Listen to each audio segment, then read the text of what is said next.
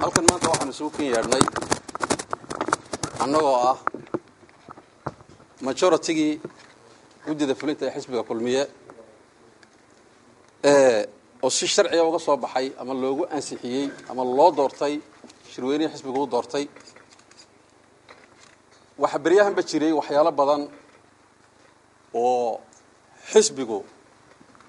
qayb ka mid ahi ay media marinaysay oo ku soo noqnoqotay oo dadku laga yaabo inay saxba u fahmeen laakiin aan sax ahayn sida looga hadlay sida sharciga loo cuskaday iyo hadallada laga yidhiba marka taasaanu doonaynaa maanta inaanu bayaamino sharciyan marka la eego sharciga xisbiga marka la eego xeerka axsaabta iyo ururada intaba marka la eego shirweynihii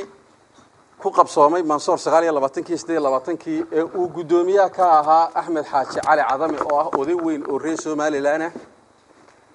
inkastoo bariyahan dambe in maqlaniyadu beenawaas lagu leeyahay waanu se ka xunnahay anana waa ka raali gelinayna kulliba xaallo waa ka siinayna oo ah labadii saddexii doorasho dalka lagu horreeyay odagii qabtay ee gudoomiyaha ka ahaa shirkaas oo gudoomiye ka ahaa oo aanu filayno cid walibana garanayso inaan hore looga baran inuu sharciyo iyo qaanuuno dalku leeyahay jiiro iyo oo indha ka qarsado ama uu ku xadgudbo odaynimadiisa mas'uuliyadiisa xilkasnimadiisa isagii raggii la shaqeynayba ayaa 1162 ergey u garteen inuu shirka u jeer gareeyo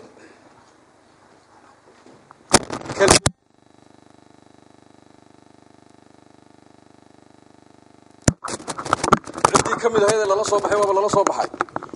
laakiin intii kale waxay ku shaqaysay oo aanu aaminsanahay wixii loo diray sidii loogu diray inay u qabteen waxay soo saareen go'aamada iyo kitaabka waxa ku qoran waxay si buuxda u waafaqsan yihiin labada xeer oo midkii xisbiga yahay oo ka yahay midna yahay xeerkii ururada axsaabta oo heer qaran ah oo isna uu ka yahay hadii la yiraahdo way baal marsan yihiin cadeyn bay u baahantay laakiin anagu waxaanu aaminsanahay in ay 100% waafaqeen ilaahayna ha ka abaaliyo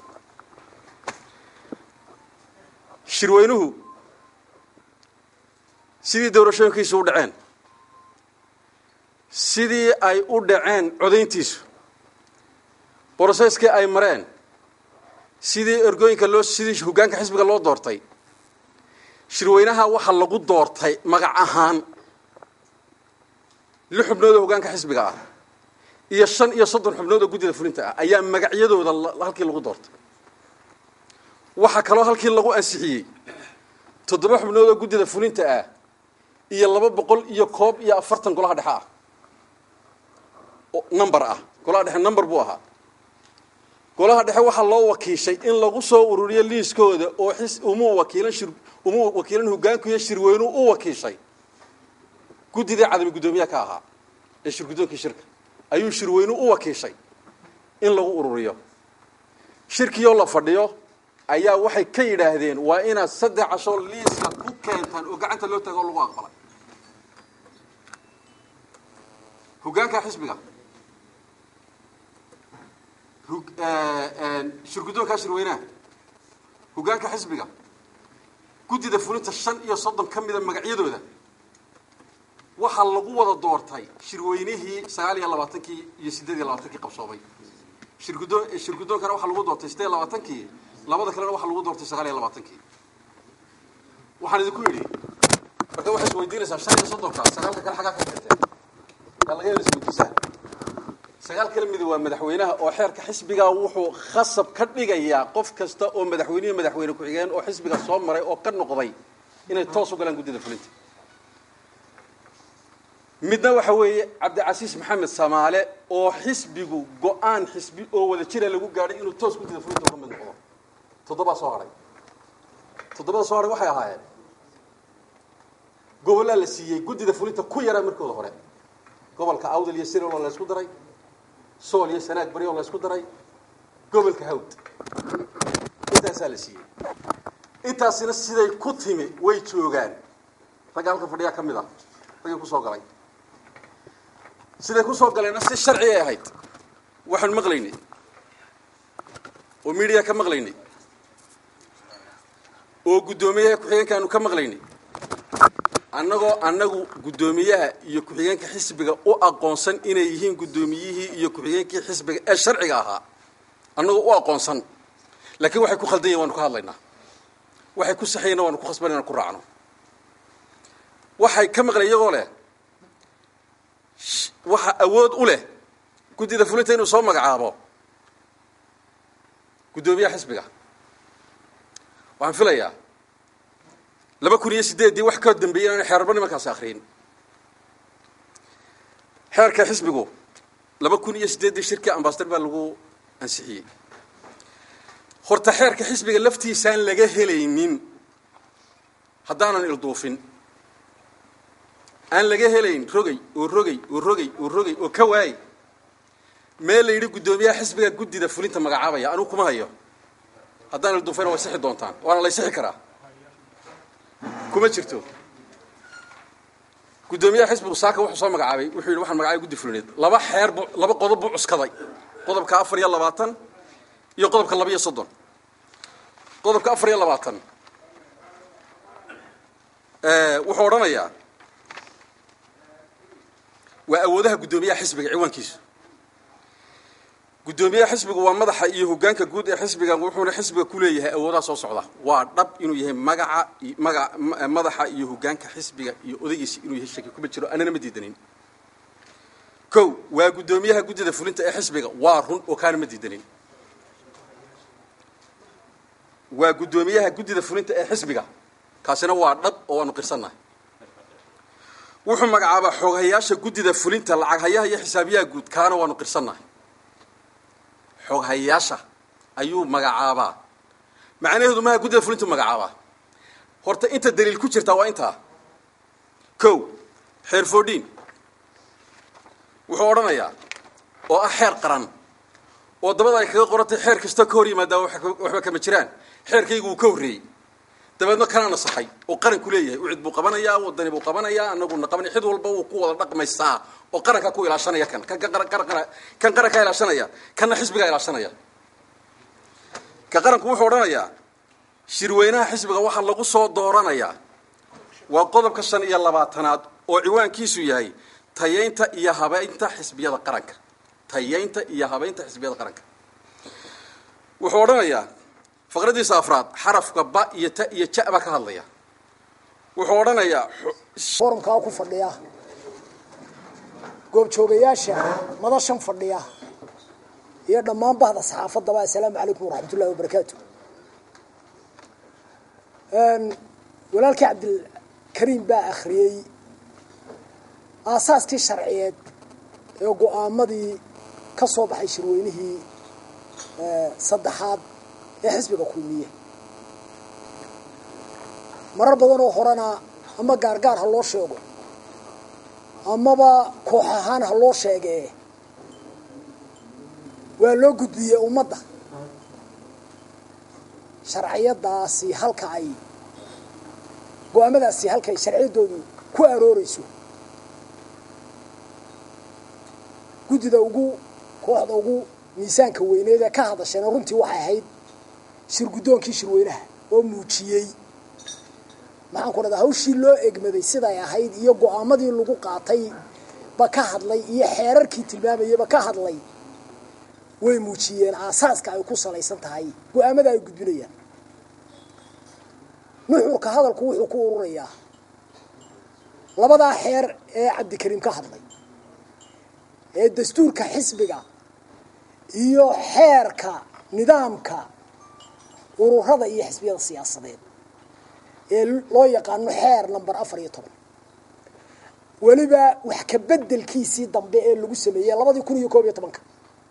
xeerku wax ka bedelay maraan oo golayaasha ansixiyay dib u mariyaan لقادن ما يحير نمبر 14 كي كهرية لبدي كونية كوبية طبانكي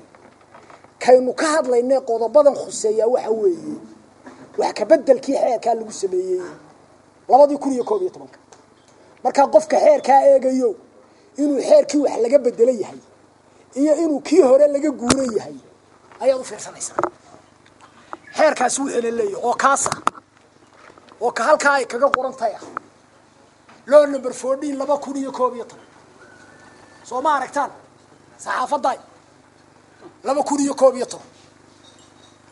qodobkiisa 25 faqradiisa afraad ee Cabdikariim ku sheekeynaya waa awoodda shirweynaha weey waan ku celinayaa shirweynaha xisbiga waxa lagu soo dooranaya waa faqradda afraad ba xubnaha hoggaanka xisbiga iyo guddiga fulinta xubnaha hoggaanka xisbiga iyo guddiga fulinta ta xubnaha golaha dhexe ee xisbiga waxa lagu ansixinayaa barnaamijka iyo xeer hoosaadka xisbiga faqradda shanaad waxay leedahay liiska xubnaha guddiga fulinta iyo golaha dhexe ee xisbiga iyo nuqul xeer hoosaadkooda ah waxa loo gudbinayaa xeer ilaalinta komishanka doorashooyinka qaranka iyo guddida diiwaangelinta ururada siyaasadda iyo ansixinta xisbiyada qaranka muddo aan ka badnayn 30 maalmood shirweynaha kadib waa ta loogu gudbiyay go'aamadii shirka ka soo baxayna meelaha aynu ka hadlayno waxaan dib ugu yar noqonayaa golaha dhexe iyo soo xiristiisa xeerka xisbiga Idil Cabdikariim xeerka xisbiga qodobkiisa 7 qodobkiisa 7 faqradiisa labaad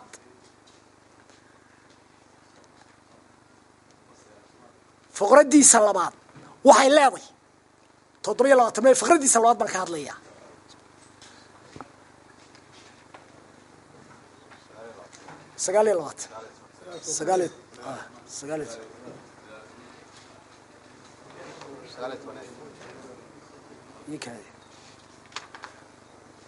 qodobka 19 waa awoodda shirweynaha 19 awoodda shirweynaha xisbigu wuxuu leeyahay awoodaha soo socda waxaan uga gol leeyahay inuu xarfihiisa kala waan iskaga tagiyay xarafka xa doorashada xubnaha golaha dhexe ee xisbiga saddex farqadood bay u sii kala kacdaa xarafka xa oo 1 iyo 2 iyo 3 roman ah labada ayaan tagayaa markaa ergooyinka kowda weeye kowda ee romanka ah hal marka laga reebo xubnaha golaha dhexe ku soo gelaya qaabka ku xusan qodobka 7 faqradiisa labaad soo xulista xubnaha kale ee golaha dhexe kuwa ku soo gelaya sidaas iyagu waa shirgudoonkii waa laga hadlay qodob faqradaas ka hadashay hore soo xulista xubnaha kale ee golaha dhexe waxa magacyadooda ergooyinka goboladu ku soo ururinayaan xog haynta shirweynaha oo marka hore gobol waliba ka qaadanayo tirada xubnaha uu soo xulayo halka xeerkii dastuurkii xisbigu wuxuu xalaaleeyay oo faqradaasi inoo sheegaysa